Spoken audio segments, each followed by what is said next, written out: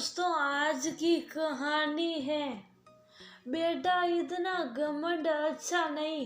दोस्तों, कहानी शुरू करने से पहले अगर आपने हमारे चैनल को अभी तक सब्सक्राइब नहीं किया हो तो कर लीजिए ताकि आपके पास पहुंच सके हर नया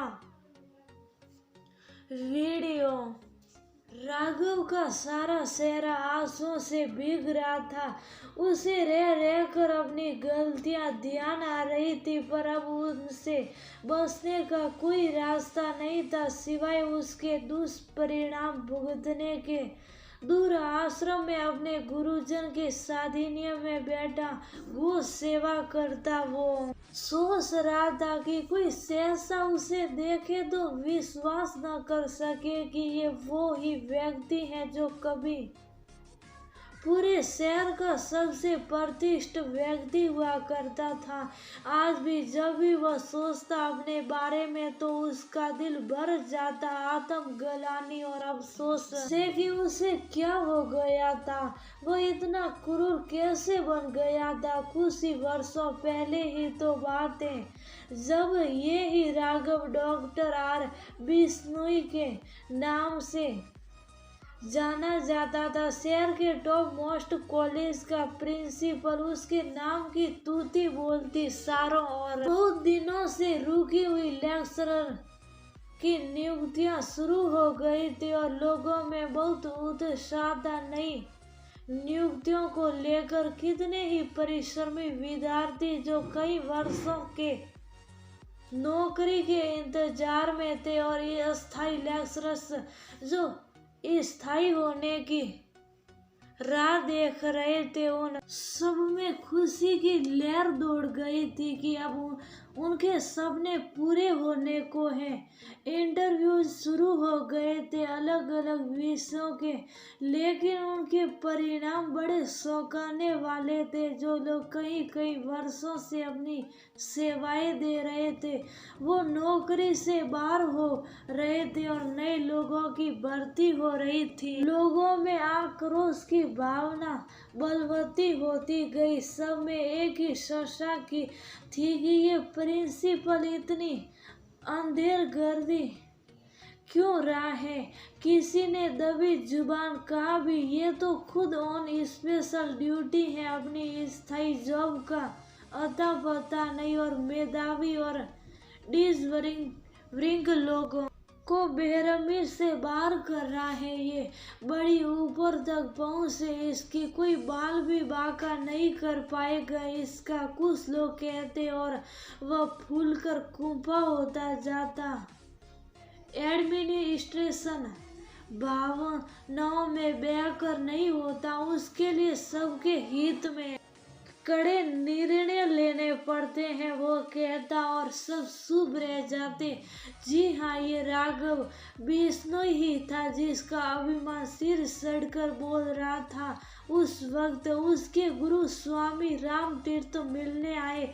उससे एक बार बड़े सरसे हैं तुम्हारे शहर में क्या गदर मचाया हुआ है तुमने? वो ने पूछा था अपने शिष्य से। गुरुजी, मैं जानता हूँ जो मैं कर रहा हूँ और समय की मांग के अनुसार थोड़े बदलाव सही ही होते हैं, आप फिक्र न करें। उसने उन्हें शांत कर दिया। कुछ लोग जिन पर पूरे परिवार का बोझ था वर्षों बाद नौकरी से निकाल दिए गए, बिना किसी ठोस कारण के वह सड़क पर आ गए, बर्बाद हो गए और उन सब की बदुआ का असर था या समय की मांग पर। राघव बिश्नोई जब खुद स्थायी प्रिंसिपल की पोस्ट के लिए इंटरव्यू देने गया तो असफल हो गया। कल का शख्स आज खुद सड़क पर आ गया था।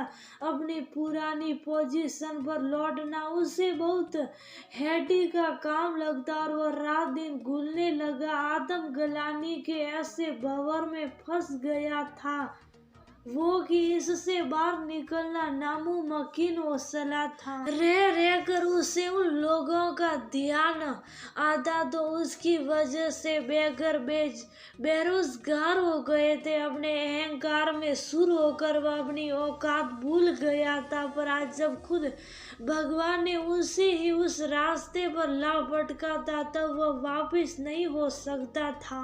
इस आत्म ग्लानि से टूटा हुआ वह सब कुछ छोड़कर अपने गुरु के पास आश्रम में आ गया था। कई बार व्यक्ति पर सब कुछ मिलने के बाद इतना अहंकार जन्म ले लेता है कि वह दूसरे इंसानों को इंसान समझना बंद कर देता है।